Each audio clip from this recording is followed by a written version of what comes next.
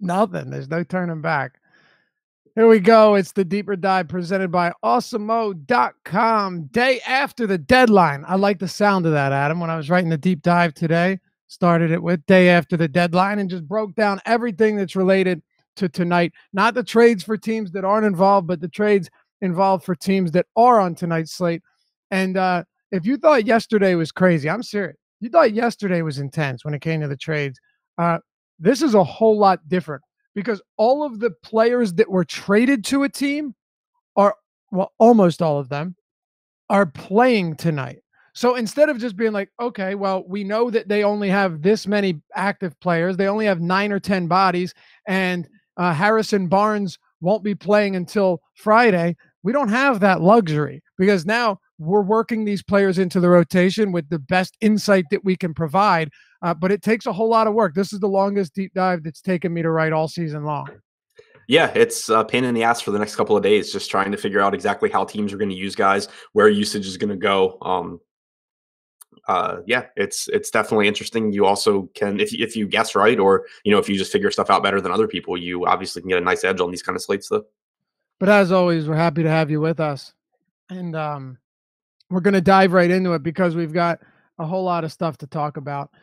Let's hop right into it, Adam, and we're going to do our best to break down the trade ramifications the best we can, and not just the trades.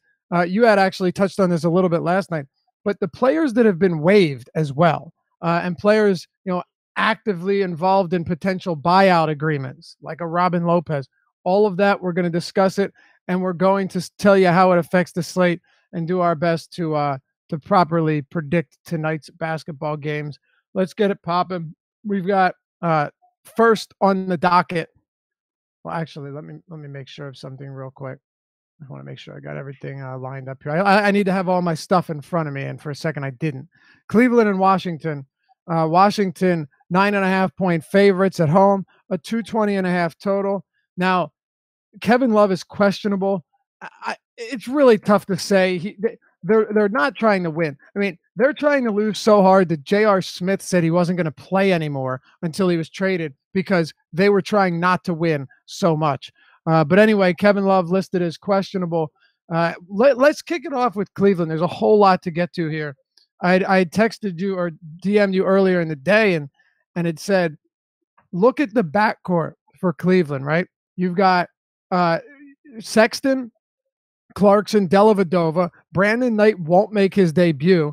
You got David Nwaba if you need to play him at the 2. And then J.R. Smith, who hasn't played since November and isn't going to play tonight. They are very, very shorthanded. They lost Alec Burks. This is some addition by subtraction, so I'll try and choose my words carefully.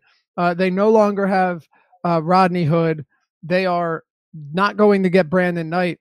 And you look at Colin Sexton, he played 42 minutes in regulation last game with them on the court. Jordan Clarkson probably going to play upwards of 32, 33 minutes. Would not surprise me. They are very shorthanded in that backcourt, Adam. Yeah, no doubt about it. Sexton's still really, really inexpensive at only 4,500 on DraftKings. Yeah. Obviously not the most productive player on a permanent basis, but there's just really no way around him getting a bunch of minutes here. And it makes sense also just because he's, one of their young players, their first round pick. Like, they actually want to play him minutes. So, I think Sexton's a really good value play. Obviously, he has his flaws, but the price tag is just too cheap to ignore in a favorable matchup against Washington. I haven't projected for 38 minutes, but I wouldn't really be surprised if that's low.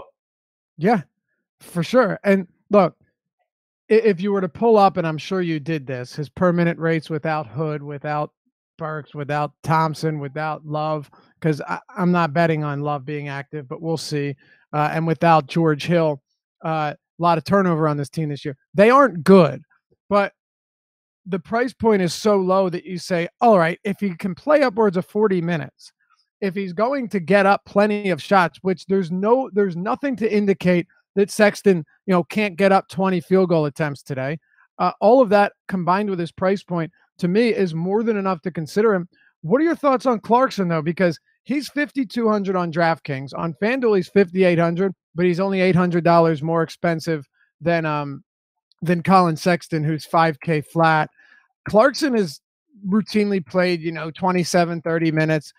but I could see him getting upwards of 33, 34 tonight, whether he starts or comes off the bench. Obviously, I would expect him to come off the bench as their only instant offense as a reserve, but you have to expect him to get a lot of work against this Washington team as well. Is it worth targeting him at his price point? Yeah, I mean, I think that he's just a little bit too cheap for his opportunity here as well. Clearly he's the number one scorer whenever he's on the floor, not including Kevin Love. And he played, 26 and a half minutes last game, but you had Burks in the lineup, obviously really shorthanded now. I don't think he has to play north of 30 minutes, but I think it's pretty likely. And he's basically a fantasy point per minute guy in a nice matchup against Washington. So him and Sexton both grayed out as really good plays for me. Yeah, they absolutely do. And look, I don't feel great saying that, but it kind of doesn't matter when you're getting them at those price points. Plus, it's a Washington defense that, sure, they've shown some improvements since the start of the new year, but still a pace up spot because pretty much every team presents a pace up opportunity for Cleveland. And this is not a defense that I'm super concerned about, especially if the volume and the minutes are going to be there. Washington's still at a top 10 pace since the start of the new year. Cleveland playing at the 5th slowest pace in the league. So you get that as well that adds to their appeal. What about the rest of this Cleveland team? You have Nwaba, you've got Dellavedova, neither of whom I'm particularly interested in. I expect Delhi to see some decent run because they're so shorthanded. But then outside of that, guys like Deng Adele and maybe Kevin Love, Larry Nance, Sante Gigic, it's kind of just a backcourt for me. Maybe you have a different opinion. Yeah, I mean, Sexton and Clarkson are the two priorities here for me. I don't mind, if you're playing a ton of lineups, it's a good spot for Larry Nance. I have him at around 28 minutes. I have him and Ante Zizic splitting the center minutes 24-24, and then Nance picking up a few minutes at the 4. So he's okay, but he's not. I don't like him as much as the other two guys. David Nwaba, again, if you're playing a bunch of lineups, I have him at 26 minutes. He's $3,700. He probably won't kill you at that price. It's also very unlikely that he wins you anything. So I don't expect to have a lot of him. But those two, I think it's fine if they end up in some of your lineups. All right. Yeah, for me, definitely more interest with the guards only because they have less of them. Right. On the other side of this one, we've got Washington. I'll tell you what, this has actually been the most fun I've had researching and kind of analyzing basketball all year long because it really makes you really have to dig deep into, if he plays this many minutes, why would that happen? Why would he play this many minutes? And if he does, who's going to lose those minutes? And what do we expect his new role to look like? Bobby Portis is one of the most fascinating case studies when it comes to this, Adam. And if you look at his Twitter handle or his Twitter feed, he was basically quote tweeting beat reporters and analysts and people that basically said he was an overpaid backup and just LOLing it. And then someone that said, you should be able to replace him. He said, they will not, meaning you won't be able to replace me. I'm not a narrative guy, but man, Bobby Portis feels like one of those guys that when he wants to prove a point, he proves a point. The minutes are an uncertainty, but and by the way, they play the Bulls on tomorrow. Oh my God, I can't wait. Look, I think he plays probably around 26 minutes. I could see Jeff Green going back down to 32 instead of 38. Jan Mahimi potentially just falling out of the rotation altogether. And then Thomas Bryant can play whatever. Portis can still get the minutes. He is active or available tonight. What are you doing with with Bobby Portis and the Wizards now that Otto Porter's gone? Yeah, I mean, this is one of the most interesting rotations to pay attention to because, obviously he kind of goes overlooked because of their time in Chicago, but Jabari and Portis both. If they get a bunch of minutes, they both are productive players in this spot. I have Portis at 28 minutes tonight. I have Parker at 22. The thing is that the front court now is really, really crowded for Washington. So when I projected it, I have Jan Mahinmi not playing. I have Sam Decker not playing. I'm reasonably confident that Mahinmi doesn't play. I'm much less confident that Decker doesn't play. The problem is just that when you're projecting out these minutes to get, 32 minutes for Green, to get 28 for Portis, to get 22 for Parker, to get 26 for Bryant, Sam Decker doesn't really play. You end up, they're much shorter in the backcourt. So I gave, Sam Decker's 10 to 12 minutes to Jordan McRae instead of to Sam Decker. Definitely something to pay attention to, but I really like taking shots at these guys. Really high upside. in a great matchup against Cleveland. There's no question that Portis is a good per minute producer. There's no reason to think that that stops here in Washington. So I think him at 5,300 is probably going to be one of my higher owned players on the slate. Me too. Yeah, Jabari at 5K, I am less excited about just because I have him playing fewer minutes. But I really like Portis. This is one of those spots where we really don't know what's going to happen, but there's a multitude of ways that what we want to happen could happen. And what I mean by that is Jeff Green doesn't need to play 38 minutes. Right. I don't even, Trevor Ariza. Does Trevor Ariza play fewer minutes and Jeff Green gets some additional run at the 4 to open up the front court? Or sorry, at the 3. Right. It's possible. You'd mentioned Sam Dekker. I think Jan Mahimi probably doesn't play. I mean, he already was hardly playing at times when they had even a couple extra bodies in the front court. So 26 to 28 minutes for Porter is not only realistic, but I think it's a pretty reasonable possibility that he could play, easy 28, 29 minutes in this spot. Cleveland plays down in pace for sure, but they are still the worst defense in the league. They allow the highest shooting percentage in the league. So what they lack in pace, they make up in efficiency allowed. I'm not letting a down pace team throw me off of someone like Portis, who at 5,300 it's too appealing at that price point given his ceiling. Yeah, I think I'm just excited to watch this, and not even because I'm a Wizards fan, but Thomas Bryant and Bobby Portis, both just two really, really high energy guys now in this front court. I think it's just going to be entertaining to watch. Yeah, it absolutely should be. I think Portis is going to play with some serious aggression. He's pissed, man. And when Bobby Portis gets pissed, he knocks dudes out. Literally. Yeah. Who was it that he broke his face? Mirotic. It was Nico. Nico. Yep, you're right. Like literally broke his face. So not saying that I condone or I'm looking forward to that. Although in tomorrow's game, I'd be surprised if there isn't a bench clear. I think everybody should. I don't care how bad that game is on paper. Everyone should watch that game because of Bobby Portis. Now, the rest of this Washington team, I have less interest. Like I think Green still gets decent run, but his price is coming up. We know what you're getting. You know what you're getting from Ariza. And then Bradley Beal. I said this a lot. Like I think Bradley Beal's fine here, but he just hasn't been very volatile. And a lot of times there's kind of a negative connotation attached to volatile. But what I mean is he's basically been 40 plus fantasy points in almost every game since Wall went out. But the upside has not really proven to make him a great tournament play. It is Cleveland. He is reasonably priced. I just keep getting to other players more and not Bradley Beal. Where are you outside of the front court for Washington?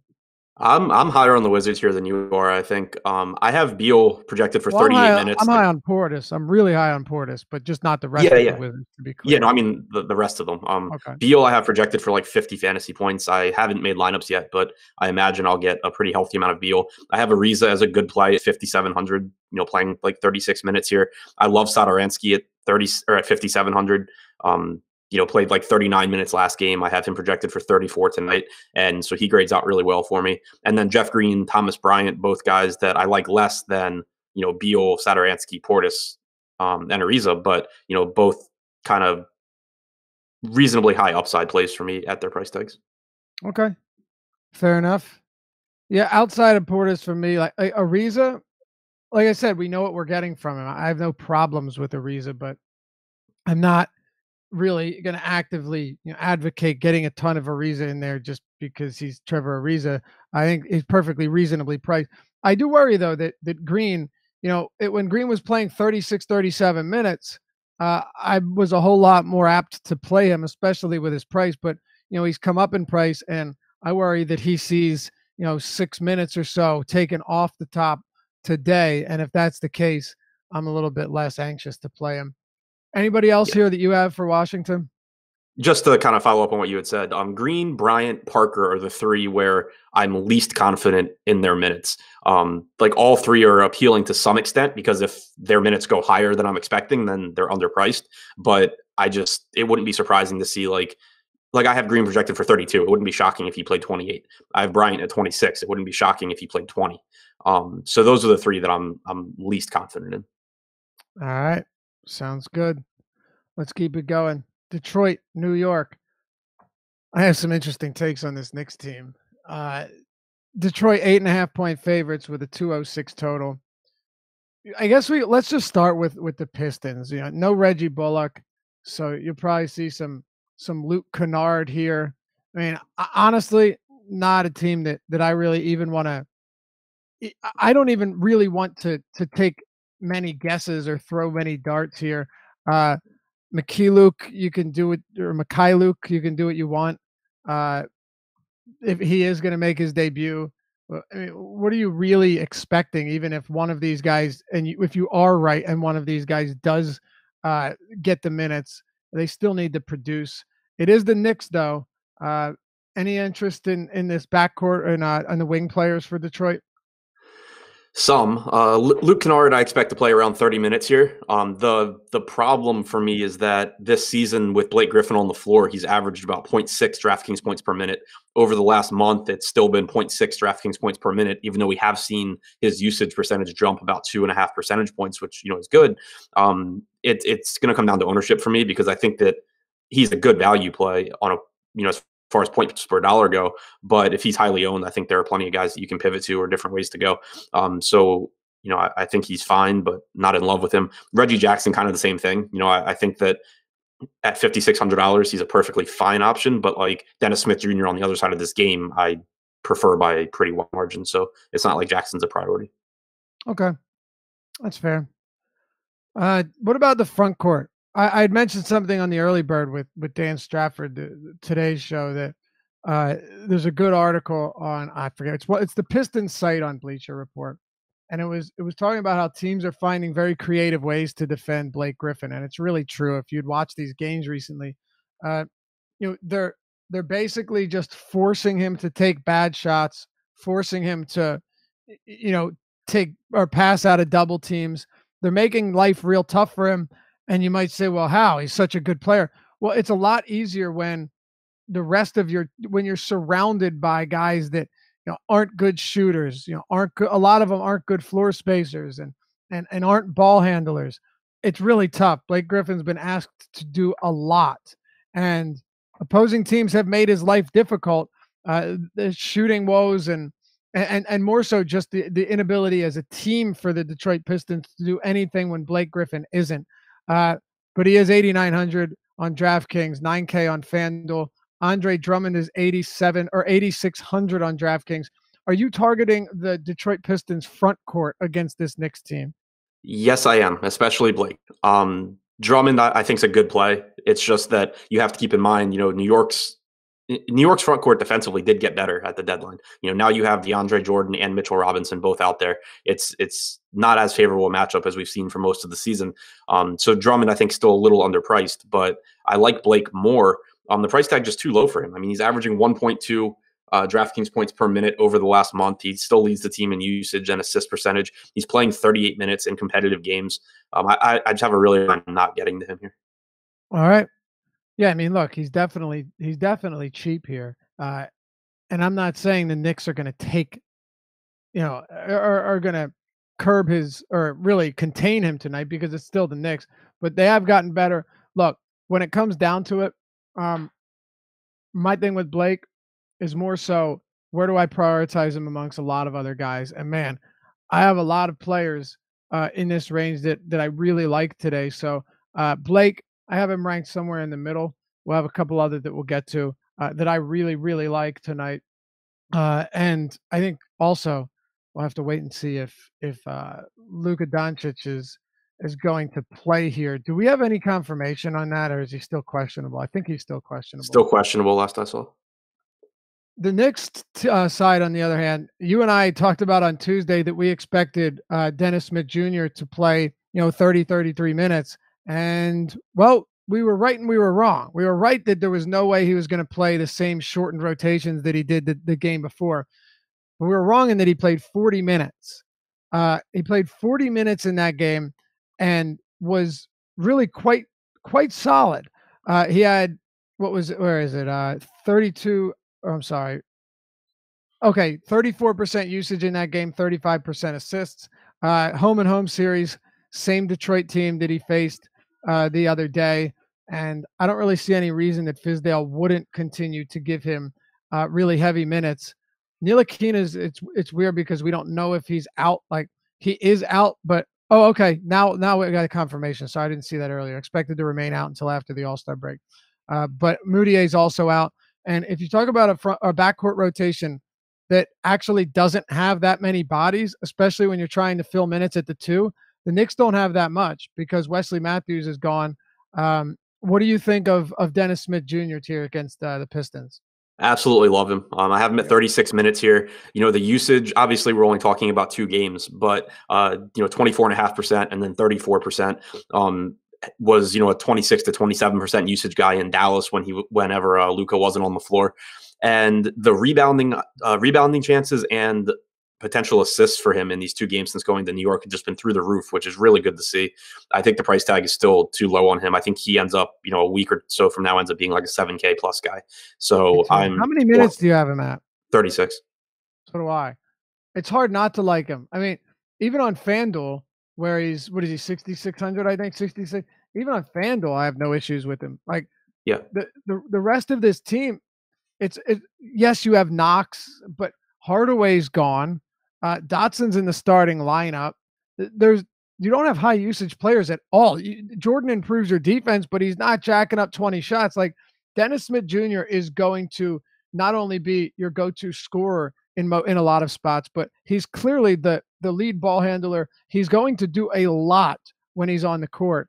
I think you're right. 7K plus in the coming weeks. Yeah, I just love Dennis Smith here. Like, it's always scary when he's one of your core plays, but I don't really have a reason for him not to be. You were talking having dogs, man. Hairs everywhere. You were talking about Luke Kennard, saying like how you could see him being a decent guy just to throw out there as a punt. Damian Dotson to me is semi-interesting too. Like all of these cheap guys, not a high per minute guy, but in the 2 games that Wesley Matthews played before leaving the team, Damian Dotson was directly backing him up, played 20 minutes in both of those games. Now he's starting and is expected to start for the rest of the season. They're really thin at the position. There is no Wesley Matthews. I actually wouldn't be surprised to see Dotson play a lot of minutes tonight. Now, granted, his production in those minutes is not something that I'm nearly confident about, but given that the one player he was backing up directly is gone, I think Dotson's probably in line to see a lot of minutes. I'm with you. I like him more than Kennard. He played 38 minutes in the game that he started without Matthews. Yep. And I have him projected for 32 here. Again, not a great per minute guy, like you said, but he's $3,600. He's, near minimum price, and he should play a bunch of minutes here because they really just don't have a lot of options. Right. And to be clear, that's kind of all there is to it. We're not expecting him to score 30 points, but if you get 32 minutes at, I think he's 200 above the minimum on FanDuel. He's 3,600 on DraftKings. You can do worse. Talk to me about the rest of this Knicks team, Adam. Not a whole lot that I'm interested in outside of Dennis Smith Jr. and then to a lesser extent, Dotson.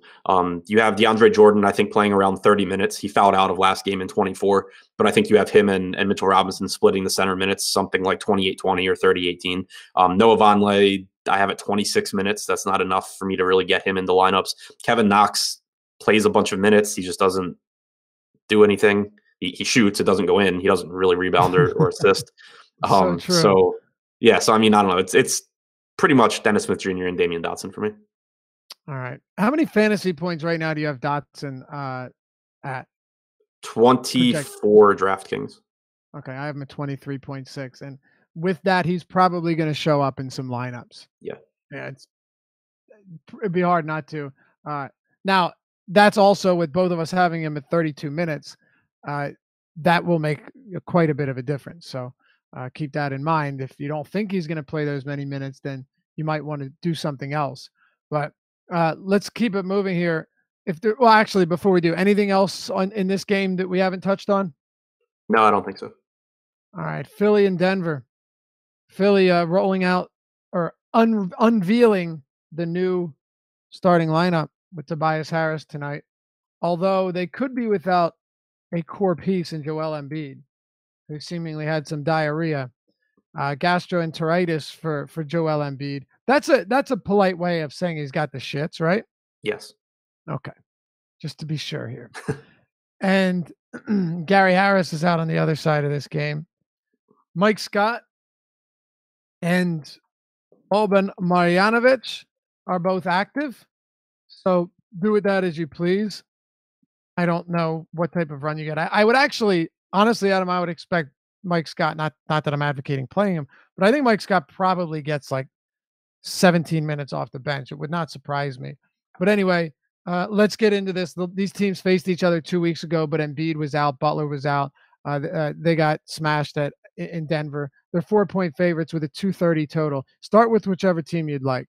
Yeah, I mean, starting with the Sixers, obviously it's going to be fun to see how Harris fits in, how these rotations go, who gets staggered with who, et cetera. But kind of a guessing game right now, as far as how that goes. I don't expect Embiid to be negatively affected too much. It's still like he's still clearly going to be the guy offensively, I would expect. So if he plays, I do like him. Not quite as much as I like Jokic on the other side, but I do like Embiid. Ben Simmons' price tag on DraftKings is really appealing at 8,400 with small forward eligibility. I think that you probably see his usage come down a little bit from where it was recently, but still have him right around like 21%. I think that he probably becomes a little bit more efficient because it's another guy out there to space the floor for him, which is nice. And then obviously a lot of his value comes from assists and rebounding. So I'm not really concerned about him either. Jimmy Butler is the one that I'm most concerned about. I think that Embiid gets his. I think Simmons gets his. I think that you could see it kind of like on a night-to-night basis where one of Butler or Harris kind of takes a backseat. So not as high on Butler or Harris as I am on Simmons and Embiid. Yes, I agree with that, but I'm not really as high. I'm not too high on the Sixers in general. Simmons, just because he's 8,400, I like that. But with Embiid, the problem is there's a center that's pretty much, well, he's cheaper than him by $600 on DraftKings that I just like a lot more. Karl Anthony Towns. We'll talk about him later. And look, is this kind of an intangible? Yes, it is. But like, is Embiid going to be in good shape to play? Everyone always talks. It's funny, Adam, because everyone talks about like his injury history and this and that. Max Kellerman talking about it the other day, some nonsense. I'm not saying he doesn't have an injury history, but if you know anything about Joel Embiid, if it's relatively minor, he's going to beg to play through it, and he's probably going to. We saw him do it with the back, with the knee, with so many things this year.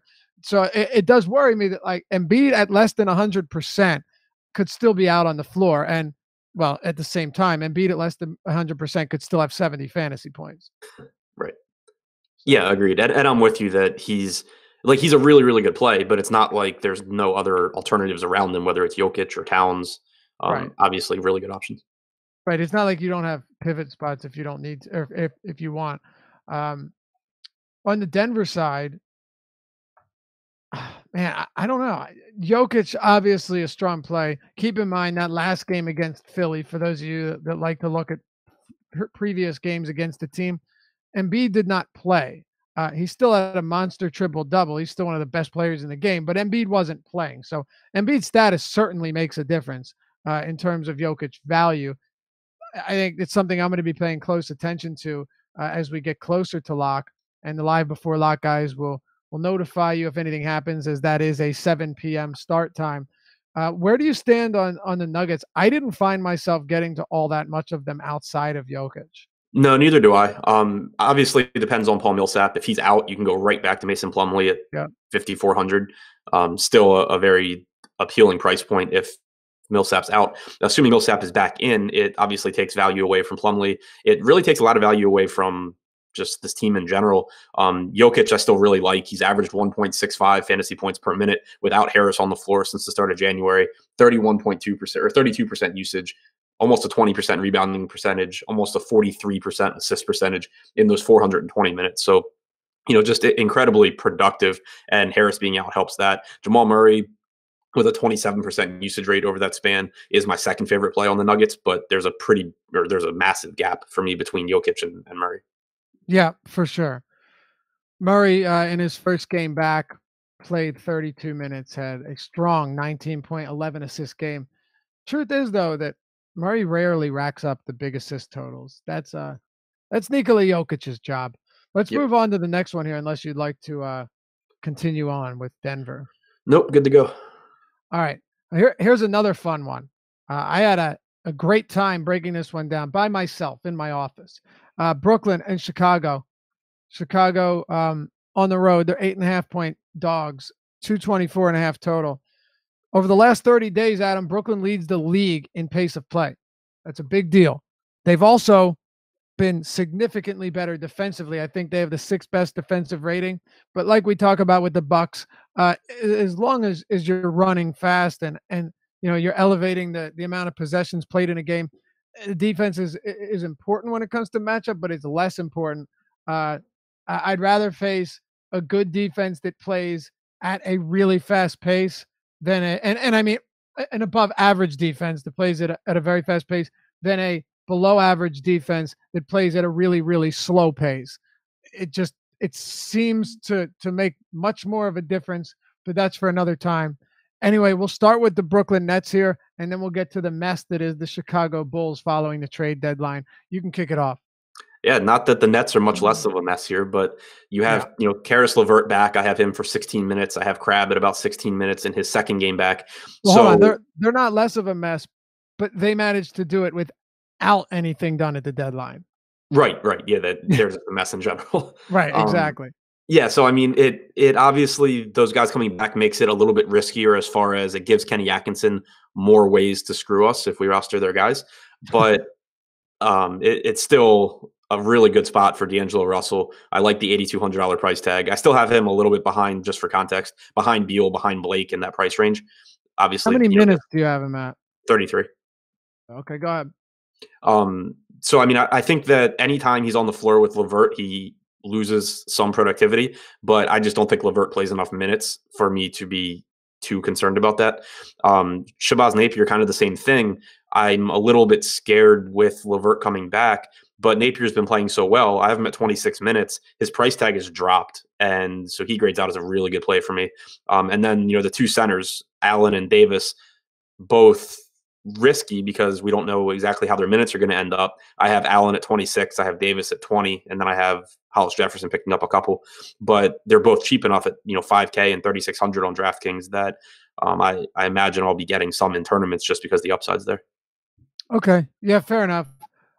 Nobody that stands out to me as a spectacular play. I'll echo your sentiments on D'Angelo Russell. If Russell gets the 33 minutes that we have him at here, then I think you're in a real strong spot.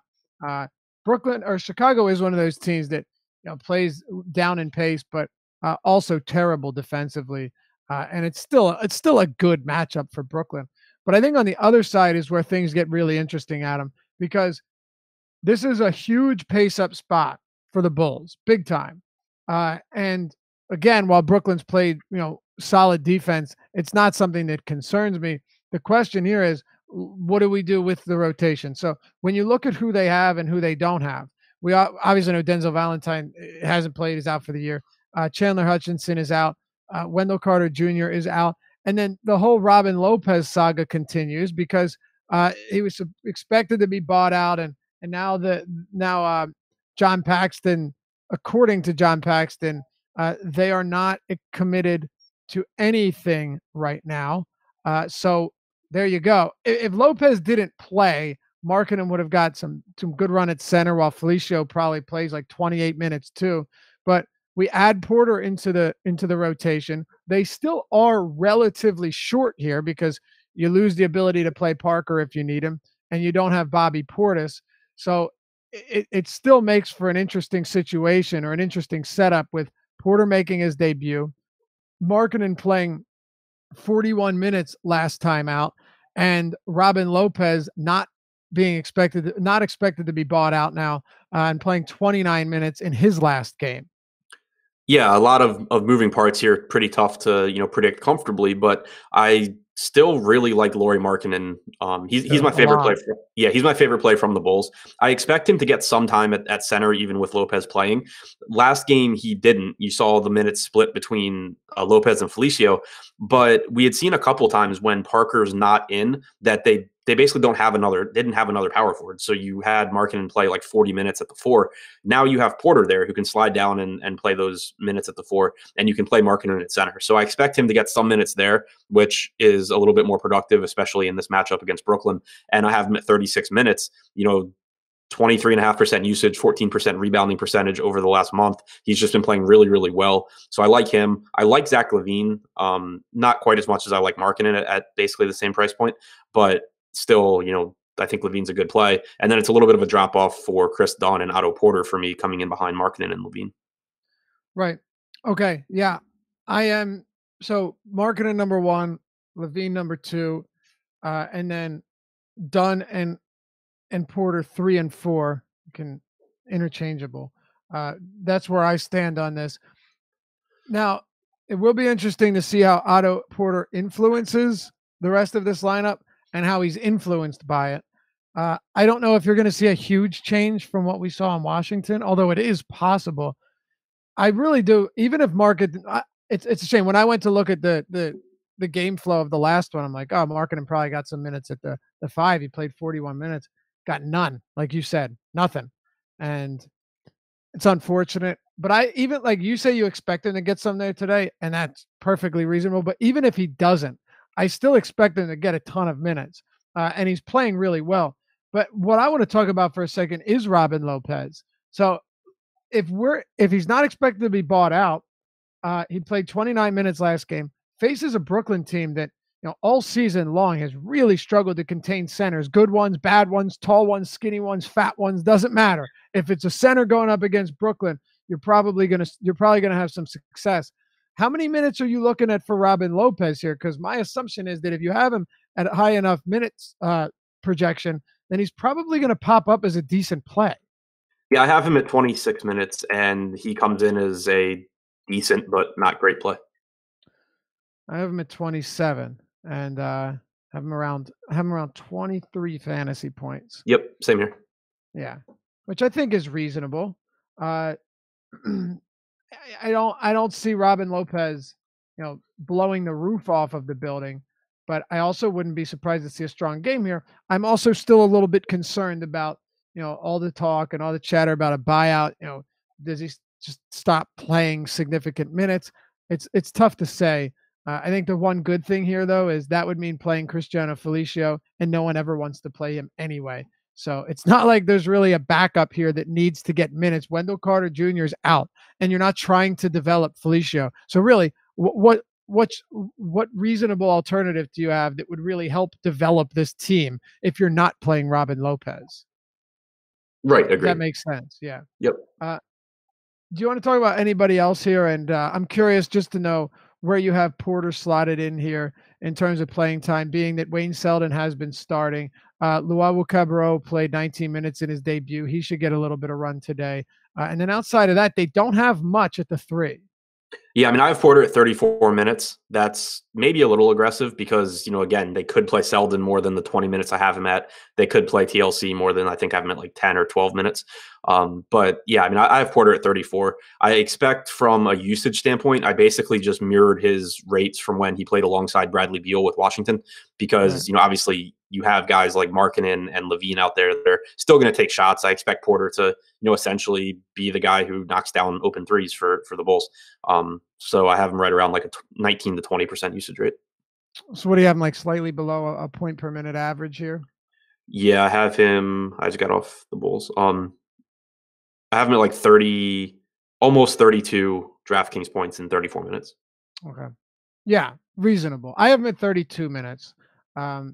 I think both of them are still guesses because we don't know, but I'd be surprised to see Porter come in and play less minutes than Selden or have TLC take significant run away from him. I'd be very surprised if he played fewer than 30 minutes. Is he grading out as a good play to you or just a decent one? Just decent, like pretty average. Agreed. All right. By the way, just a few pieces of news that I want to point out here. The Wizards are starting their same starting lineup as usual. Satoransky, Beal, Ariza, Green, Bryant. I don't think anyone expected that to be any different. And then a couple more things. Number one, with George Hill is available to play. Not that that matters much, but Giannis Antetokounmpo is also available. I wish they would just say will play, but he's available. I hate that wording. Right? It's horrible because then if he doesn't play, it's like, well, he was available to play. Right. It doesn't mean that. At least like with Joakim Noah the other day when we had that conversation that if he played, we saw him actually being decent. At least the reporting there was he's available to play, but probably won't. At least they said that. Yeah. Well, and it's available to play. Really annoys me. And then like the Kevin Love news, he'll start and have a minutes limit if he plays. Exactly. Like, that's or player X will start for player Y if player Y doesn't play. Right. Some annoying stuff, man. It really is. Want to move on? We've got some more to get to. I think we're making pretty good time here, though, and I'm kind of surprised. Yeah, so am I. All right, let's do it. Dallas and Memphis. Another one that's kind of fun to talk about. The whole slate, for the most part. Dallas at home. They are 6.5-point dogs. I got them at 8 points. I took the Dallas points at 8. Not that anybody cares, but they are like 18-7-1 against the spread at home. And the reason I say that is earlier this year, I talked a lot about how well they have played at home. And a lot of times home road, is it noise? It's possible. Who knows what all goes into it. But I have a guy, Rick Kamler, that joins us on the Sirius XM show. He's from NBA TV. And he had talked about how there is something to it. And I totally forget his reasoning. So you're just going to have to bear with me here. The point is that if Doncic is active, I think this is going to be a really good competitive game. The line has come down to 6.5 points, 225.5 total. I mean, Luka Doncic has just been a revelation, man. He is a clear-cut rookie of the year. It's not even close. So if he's active, I don't know how you don't like a guy that's attempting, 9+ threes per game against a team that allows the most 3-point attempts in the game. Sure, great defense, but also playing at an elevated pace. Doncic and Hardaway, who played half of his minutes with Doncic off the court and was his direct replacement. I like a couple guys from this team, maybe a few guys from this Dallas squad tonight. A shorthanded Dallas squad, might I add. As do I. I'm with you on Luka as always. Just absolutely amazing. You love Luka more than I do. Yeah. I mean, it's just incredible how good he's been. He's averaging 1.45, almost 1.45 fantasy points per minute over the last month plus. We see the assist percentage come up without Dennis Smith Jr. on the floor. I have no reason not to like Luka here. I like Tim Hardaway as well. Played 26 minutes last game off the bench. Now you don't have Harrison Barnes. Should clearly be the second option offensively and is still really cheap on DraftKings. So I like him. And then you get a couple of value plays that, there's risk with them, but they're, I think, pretty reasonable plays. One of them being Dwight Powell, who played 28 minutes and closed alongside Maxey last game. I'd be surprised if you see them close that big against the Bucks here. But I still think you get 24 to 26 minutes from Powell. He's, a point per minute guy at a pretty cheap price tag. So that's nice. And then Dorian Finney-Smith, who I didn't think I would ever recommend, is cheap. Going to play 100 minutes tonight? Yeah. I mean, I've been 36 minutes over the last month, which is he's played 153 minutes with Luka. He's averaged almost 0.8 fantasy points per minute. But even if you look for the entire season, he's averaged 0.7 fantasy points per minute with Luka on the floor. He's only 3,900. They need him to play minutes here because they're shorthanded and because Jackson's not with the team yet. Obviously, they need someone to defend Giannis. I would expect him to get those duties as well. So at 3,900, I think DFS is actually a pretty good play. Yep. I was cringing the whole time I wrote him up today in the deep dive, but it made too much sense not to. I mean, he's already been getting starts. He's already playing a lot of minutes. You have no Harrison Barnes. You talked about Justin Jackson. And really, okay, if you look at it, the only players on the surface that you would project to play, the only wing players would have been Finney-Smith, Doncic, and Hardaway. I'm assuming that Brokoff has to play at least some minutes because who else do they even have? Like, even if Burke plays a couple of minutes at the 2, they are very much shorthanded, and you're getting it's $3,900. I'd be shocked if he played less than 33 minutes tonight. I also have him. I have him at 35, but they're so shorthanded at the wing. Yep. Yeah, And you're not. it's really hard. I basically tried to find like the lowest rates that I could project Finney-Smith for, and like the most reasonable amount of minutes, and I just get him as a good play no matter what. Yeah. My rates, I think I have him at like 0.72 fantasy points per minute, but across 35 minutes, that's still, at that price across 35 minutes, it's still enough to have him popping up in some spots. Yeah, Plus, I mean, yeah, I've him at 0.7, but okay, it's right, still 25 plus fantasy points. right, and the pace up spot. Look, he's going to have a tough time in terms of defense, but he's going to be on the court. And really, when you think about it, I do like Tim Hardaway, by the way, and I'll tell you why. Well, a couple of reasons. I had mentioned one I think is important, that he played 26 minutes off the bench. I could see that increasing. I could see him playing 30 minutes tonight, but I still expect him to come off the bench, assuming Doncic plays. Half of his minutes, exactly half of his minutes, came with Doncic off because he had been replacing him, and he had 29% usage with Doncic off the court in that game. But another thing, Harrison Barnes is gone. Justin Jackson not playing. We've said it a couple times already. Well, I have. You have too. And they're going to need minutes. But now he's kind of cemented as the Mavericks' number 2 scoring option because Harrison Barnes is gone. Why would Carlisle? I'm not saying he's instant offense, but he's as instant offense as you get compared to the other players on this team. And if you were to put Hardaway in the starting lineup or not give him significant minutes off the bench, you don't have a damn soul that can jack up shots and hope that they go in. So you're not expecting Hardaway to start? No, I don't. Who do you think starts? I would expect it to be, let me pull it up. Brunson, Doncic, Smith, Kleber, and Powell. I would not be surprised if that's the case. But here's my thing. Okay, and I'll go ahead and make your point. But I just looked through this, and initially I was expecting him to start. I'm not saying they're like out to win games right now, but if he starts, unless you stagger it perfectly, and especially given that he was on the court a lot with Doncic off, which was intentional, I don't know why you would put him in the starting lineup. Why not just keep running him off the bench? Because you have absolutely zero offense off the bench if Hardaway starts. Yeah, I mean, if he starts, I assume that they stagger him and Luka. I think that either he starts or Brokoff gets like a spot start, because I think DFS starts at the 4 because Maxey would die against. I mean, it's definitely possible. Yeah.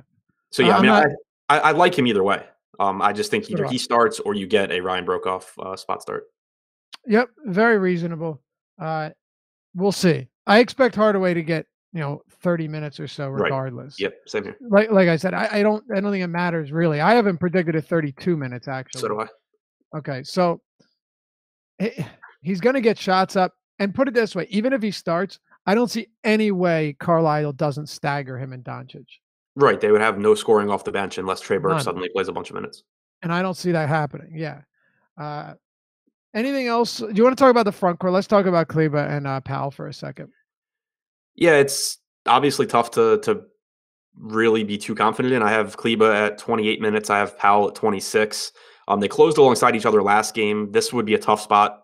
It would be weird to see them close alongside each other here, I think. I will say that if they start together, I would be a little bit more confident, since clearly Carlisle is willing to go that route. But I assume this game goes smaller. So I don't want to play them together. I think that there's a lot of overlap in this particular matchup for them.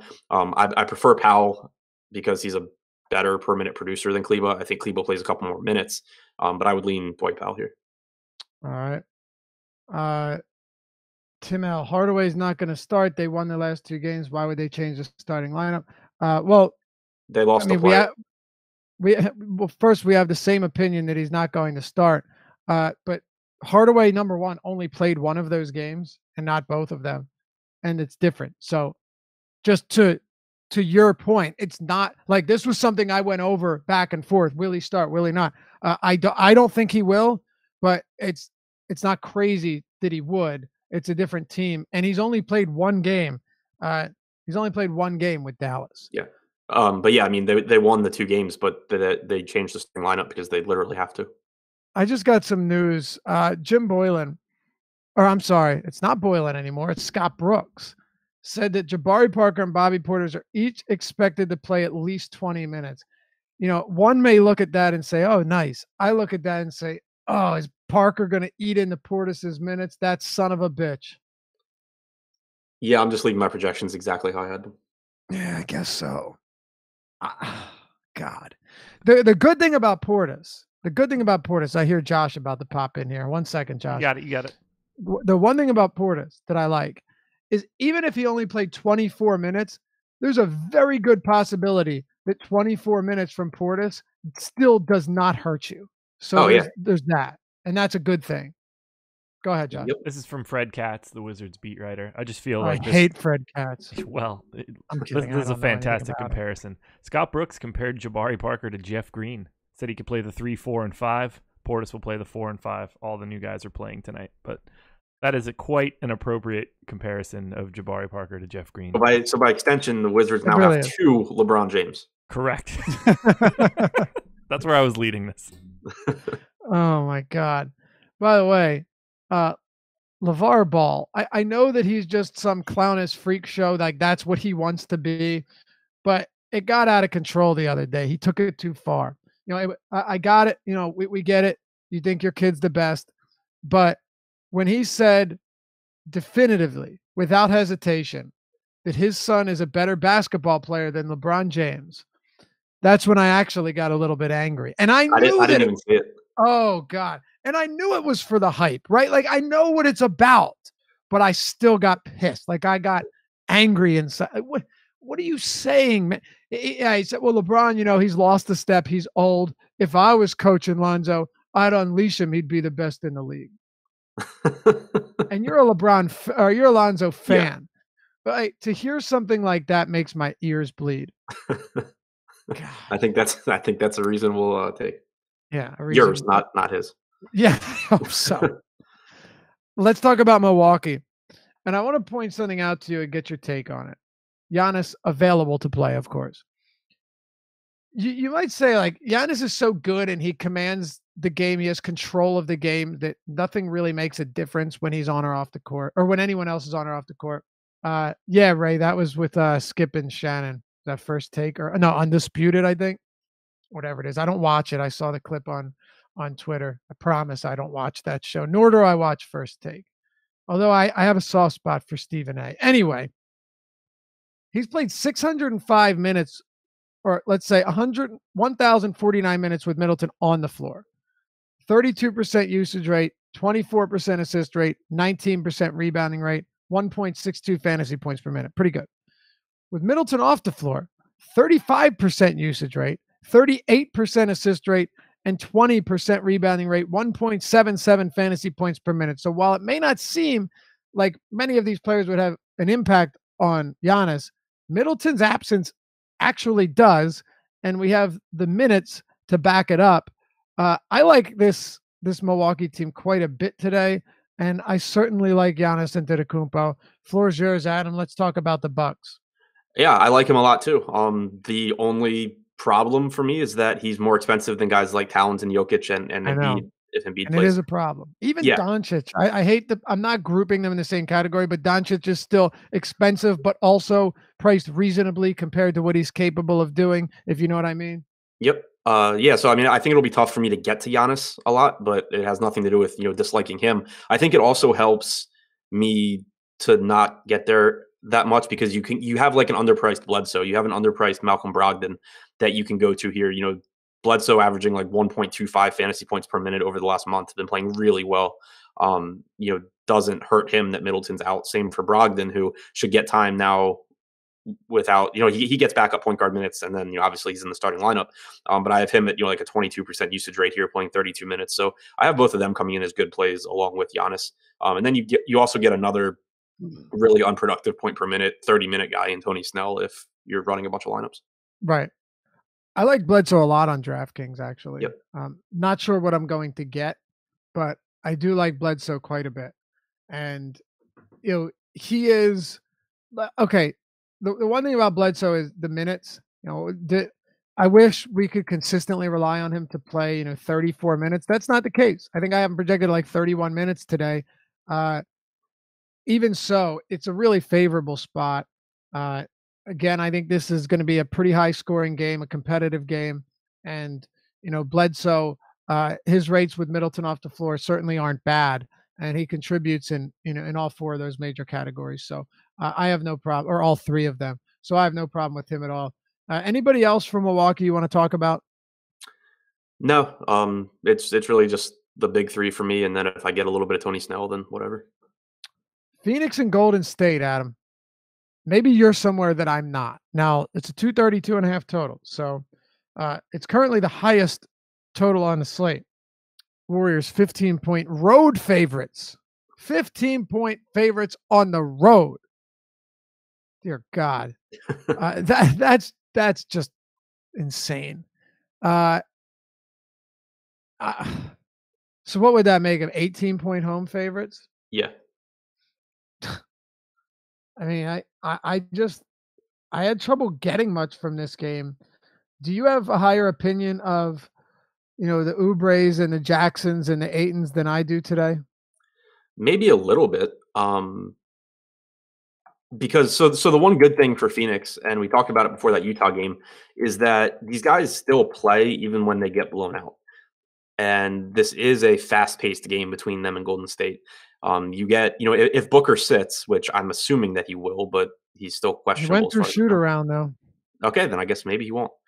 Okay, so I haven't projected to play personally. Yeah, I missed the shoot around news, so now I'll assume he plays. If he plays, so if we're assuming he plays, then I really don't have interest in anything except for DeAndre Ayton.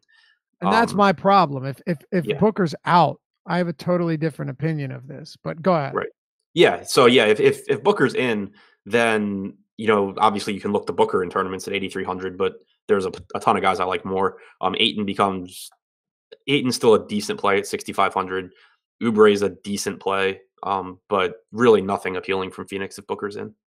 Yeah, it's funny if you pull up any Phoenix Suns game flow on Popcorn Machine, and then you pull up like the Dow Jones Industrial Index and go back to the market collapse, where it just you know where I'm going with this, where you just see it go like that. Just look at the fourth quarter of every Phoenix game, and all it is the straight, 70-degree angle down as they get run off the floor in the fourth quarter. It's incredible. But Ayton did get those minutes in the fourth quarter in that blowout, and he's played 3 games since returning, and his minutes are still high. Only one of them was like a massive blowout, though, and that was against Utah. But yeah, if Booker doesn't play, like Tyler Johnson at the point, if Booker's out, Adam, you can only assume that he's going to see a whole lot of work. And, Jamal Crawford went from 30 minutes to 10 minutes last game. DeAnthony Melton's out.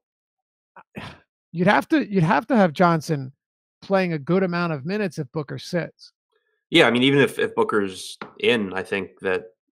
Yeah, sorry, I should have said productive minutes, because I don't think if he's playing alongside Booker, I think you'd see a whole lot of Miami Tyler Johnson. I'm not expecting a whole lot from him. Yeah, like if I know they said he's starting at point guard. If Devin Booker starts, Devin Booker is starting at point guard. He's starting at point guard in name only. Right. Yeah, exactly. Phoenix playing at a faster pace recently. They were way down in pace to start the year, but I still don't know if that would be enough. Anyway, as expected, Nikola Mirotic won't make his debut tonight for the Bucks, but I think we all saw that coming. On the other side of this game, Golden State. Look, fantastic team, best in the world, some of the best players in the world, and I still don't have a ton of interest in any of them individually. Are you on Curry or KD or Cousins or Dre or Clay? I like Curry, Clay, and Draymond. Curry, I think he's cheap enough where like the points still have to come from somewhere for Golden State. He obviously can go out there and just set a 3-point record. So I like the price tag on Curry. It's a game where he should just be absolutely phenomenal for whenever he's on the floor. And then you have Thompson and Draymond are both cheap enough where and both, start the fourth quarter. So as long as we get this to not be like a 25-point game after 3, then they should get close to their normal run. You must have Curry projected for more minutes than I do. You have to. What do you got him at? 34. Yeah, I thought so. I'm at 32. If I put Curry to 34, I suspect that I would be getting a whole lot more of him. You want to move on to the next one? We've got 2 to go. Yep. All right, let's do it. New Orleans and Minnesota. Anthony Davis is playing, Adam, but man, this is a sketchy situation. We have not talked about this, so I want to know where you're at on it. Probably not going to play him on back-to-backs. Like, this guy led the league in minutes per game before getting hurt and then before, sitting out. But are we really expecting him to play 38 minutes? And I think I saw a report that he would see less minutes per game. I mean, at his price point, you better be pretty confident. And I don't know if I am. Go ahead and talk to me about this. The Pelicans are 6-point home favorites, 231 total. Jahlil Okafor is questionable as well. Yeah, I mean, I have Davis at 36 minutes. I don't really know what else to do other than that. It would be weird to me if he plays less than that. I assume that playing fewer minutes means you're not going to see like the 38 to 40-minute games that we were seeing before. It's a really nice matchup for him, too, against this Minnesota front court. So I like him more than Giannis at a similar price point. Okay. Yeah, I don't. Only because I have some concerns there. And I think this spot for Giannis is one where he put up really strong numbers, and Middleton being out I like as well. But hey, fair enough. And my guess is that Anthony Davis is probably going to come in with pretty low ownership just because of this uncertainty, what I'm talking about now. Let's see. Our ownership projections have him at 12%. At 12%. And then Giannis at, let's see, Giannis at, taking a while. Okay, at 12% as well. So not much different. Not a whole lot different on DraftKings. I don't know if that makes a difference to anybody, but that's what you've got. On FanDuel, Giannis right now projected with 23% ownership, the highest on the slate. Davis at 9%, way down. He's also 13K. Break down the rest of this Pelly's team. Not a whole lot else that I'm interested in with Davis back. Drew Holiday is still, decent, but he takes a hit with Davis back. He's really expensive. Like, he's more expensive than Bradley Beal. He's in the similar price range to Luka. So really tough for me to get there. Julius Randle, obviously coming off of a monster game, but Davis being back doesn't do him any favors either. Not really inexpensive. There's power forward options I like more. So really it's Davis or nothing for me from the Pels. All right. By the way, you hear about our projected ownership and all of that good stuff. Everybody should know that, because this is kind of important, that Awesemo.com, our 1-year anniversary, first anniversary of Awesemo.com is coming up. What do you think, Adam? Pretty stoked, huh? Yeah, man. Really exciting. Anyway, it's on February 15th. It is pretty exciting because we're growing pretty quickly, and it's pretty awesome. And we couldn't have done it without you guys tuning in every day. So on the 15th, we're celebrating our first anniversary here at Awesemo.com, and we want to thank all of you. You remember 25 days of giveaways, pretty similar here. Every person out there we want to thank for our support in our first year, and to do so, we're giving away one all-access annual membership, a $700 value to one loyal viewer of our YouTube channel. Pretty simple. All you need to do is like the video and leave a comment. Leave a comment telling you what has been your favorite moment from the last year at Awesemo. It can be anything. It can be a night that you had a great night. It could be something you remember from one of our shows, something stupid we said, an argument we had, anything. So all you got to do is like the video, leave a comment. Let us know what your favorite moment has been from our first year at Awesemo.com. And we'll be announcing the winners on the last live before lock, before the NBA All-Star break on February 13th. So leave the video, or like the video, leave the comment, and check out our Twitter account for a chance to win one free year of all access, everything, ownership, projections, rankings, you name it. We got it all at Awesemo.com, and we'd love to have you join us. Anyway, Adam, let's talk about the other side of this game. I told you I had some interesting stuff on Towns, and I just want to mention it real quickly and turn it over to you. So he disappointed last night, but he's got back-to-back today. Anthony Davis is back in the lineup, but they've played each other 3 times this year. Davis has been active in 2 of them. Towns is averaging 67 DraftKings points against them in 3 games this season. Davis played in 2. What's kind of amazing, though, is 2 of those games came on the second end of a back-to-back. Towns has played in 4 back-to-backs because people always worry about big men on back-to-backs. Towns has played on 4 back-to-backs since Jimmy Butler left for Philly. Here are his DraftKings point totals: 61, 79, 70, and 73. So I will just point out that if you're worried about a back-to-back, it has not affected him. Actually, he's been amazing. He's averaging like 70 fantasy points on back-to-backs. He's 10K flat on DraftKings, even 11-2 on FanDuel. I'm not shying away from Towns just because they're on the second leg of a back-to-back. I'm all about it. Where are you at on Minnesota? We'll get to the guards last because there's so much going on here. Yeah, I'm with you on Towns. Love Towns here. Obviously, he's cheaper than Embiid. He's cheaper than Jokic, which is really appealing. Whenever he's 10K or less on DraftKings, it's just really, really difficult not to like him. If Teague is out, then it's even better for Towns. If he's in, I still don't really care. I think it's still a good play. And then Andrew Wiggins is still way too cheap as well. Had a nice night last night. He's been better of late anyway, averaging about 0.9 fantasy points per minute since the start of January, as opposed to like 0.8 for the season. And just playing huge minutes. I think that this is a really appealing spot for him, and the price tag is just too low for how many minutes he plays. For sure. By the way, stick around after the show for Live Before Lock. Our boys are going to bring you up till 7 p.m. Eastern time to close out the week.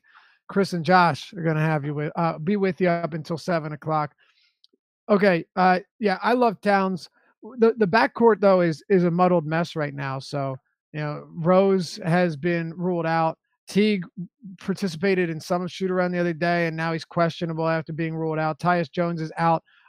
Even Jared Terrell is doubtful. So, like, there is a way that Isaiah Cannon plays like 38 minutes tonight if Jared Bayless doesn't play. But this is kind of just a mess right now. Yeah, I have Teague in right now.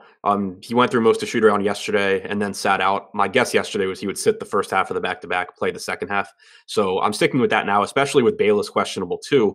Like you said, if they both sit, suddenly you have $3,000 Isaiah Cannon playing as many minutes as Isaiah Cannon's legs will allow him. Right, exactly. That's pretty much what it comes. There's really nothing else there. I think we probably just move on. Any interest in Wiggins or anyone else before we close it out? Yeah, I like Wiggins a lot. Okay, Sacramento and Miami. Let's get it done. Sacramento 3-point home favorites, 217 total. Harrison Barnes will play in this one, Adam. No more Justin Jackson for what that's worth. Are you on the Kings? No, not really. Barnes being in makes it so they're not shorthanded, and there's a lot of teams on this slate that are, and so you have underpriced pieces there. You don't really have that here. You have Bagley's price tag jumping up into the 6K range.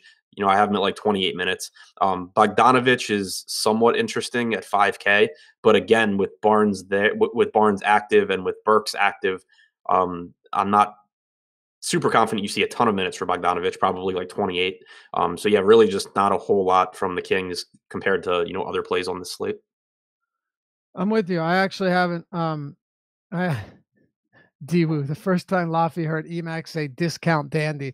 That's his favorite moment. You got to comment after the video. Sorry, after the video in the comments below, not in the YouTube chat, although we really enjoy reading all of that.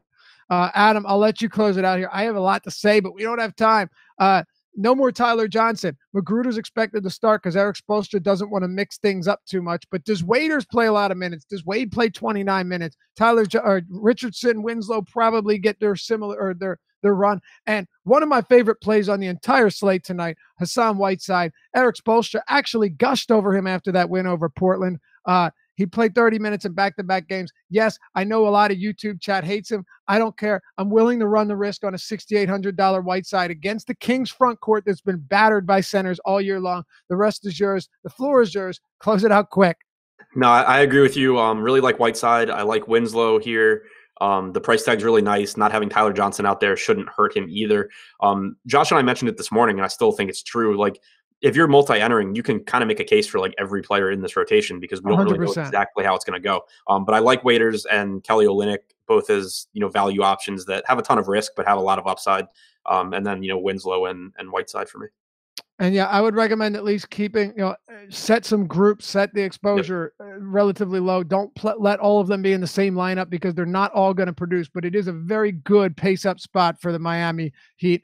That'll do it for us. Thanks as always for tuning in. And if you enjoy the show, you appreciate it and you want to see more, hit us with the thumbs up. It really helps us out a ton and we appreciate you guys. Subscribe, hit the notification bell so you always know when we're dropping new content. Until next time, enjoy the weekend. We'll catch you back here on the Deeper Dive. Live Before Lock coming up next.